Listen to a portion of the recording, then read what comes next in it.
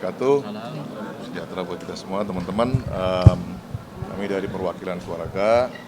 Di sini ada beberapa organisasi juga yang memang turut serta untuk mendukung ya keadilan bagi David, khususnya bagi David dan keluarga. Dan kita menginginkan keadilan itu benar-benar ditegakkan dan hukuman memang seberat-beratnya bagi yang melakukannya atau pelaku beserta orang-orang yang mendukung kegiatan tersebut ya atau penganiayaan tersebut. Apakah mungkin ada pertanyaan dari teman-teman yang lain? Tadi suasana pas proses diversi dilakukan tuh gimana sebetulnya? Dan dari pihak AG gimana, dari pihak Abang gimana tadi? Baik, untuk detail mengenai hal tersebut nanti Bang Ustam ya Bang Ismul akan menjelaskan. Nanti untuk mengenai keadaan atau support dari berbagai organisasi yang ada mendukung ini, nanti saya bisa menjelaskan. Bang Ismul kalau mau jelaskan silakan. Untuk mengenai diversi. Oh iya. Jadi teman-teman perlu diketahui bahwa dalam Undang-Undang Perlindungan Anak diversi itu sifatnya wajib ditawarkan oleh pengadilan. Dan tadi sudah coba ada proses mediasi dan kami dari pihak keluarga sendiri dan kuasa hukum sudah menolak hal tersebut. Dan sekarang prosesnya lanjut ke sidang pembacaan dakwaan dari hakim untuk AG. Untuk selanjutnya karena tadi kita juga terbatas dan karena sidang anak ini tertutup, jadi kami hanya dapat update dari via WA.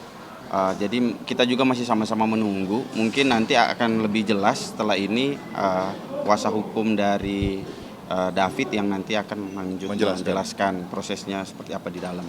Tapi intinya tadi bahwa proses diversi sudah ditolak. Kenapa alasannya ditolak dari pihak keluarga? Karena seperti yang teman-teman ketahui sampai sekarang pun sudah sebulan lebih David masih berada di rumah sakit dan di ICU. Dan kondisinya juga memang ini sudah merupakan penganiayaan berat ya. Jadi untuk diversi itu sudah memang sudah nggak ada, intinya seperti itu. Amat sangat tidak memungkinkan. Amat sangat tidak memungkinkan. Dan kami juga memohon dari ini pada masyarakat semua untuk terus mengawal proses hukum agar hukum dapat ditegakkan seadil-adilnya sehingga semua dapat mendapatkan keadilan sesuai dengan porsinya masing-masing, terlepas apakah itu anak maupun sudah dewasa. Mungkin itu dari saya, mungkin selanjutnya ada yang mau ditanyakan lagi. Update kondisi David?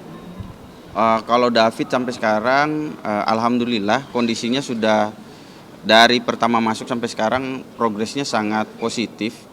Namun kalau dikatakan sembuh, kan saya juga melihat di beberapa media sudah bisa berdiri tegak, itu sebenarnya belum. Bukan. Karena masih dibantu pakai alat terapi itu karena merupakan fisioterapi yang dilakukan dari tim dokter karena David sudah hampir sebulan terbaring di tempat tidur, otot-ototnya tidak digerakkan sehingga ada penyusutan. Jadi harus ada fisioterapi untuk tadi bagaimana ada pemulihan otot dari kondisi David sendiri. Terus kemudian untuk respon itu sudah mulai ada respon. Jadi sudah bisa mendengar perintah-perintah kecil seperti suruh buka mulut untuk makan, suruh nengok kiri, nengok kanan juga sudah bisa. Namun tingkat kesadarannya seperti mengenali ayahnya dan ini juga itu masih belum. Terus kemudian tapi masih juga ini karena memang penyembuhannya masih belum sempurna, belum maksimal, belum juga ini, dia masih ada semacam tremor lah di kaki. Terus kemudian pergerakannya juga masih agitatif, jadi masih diikat lah, masih juga ada pasang treksotomi ya di sini. Treksotomi ya untuk pernafasan. Karena juga dia belum secara penuh sadar cara ngirup udara gitu, jadi masih pakai alat bantu.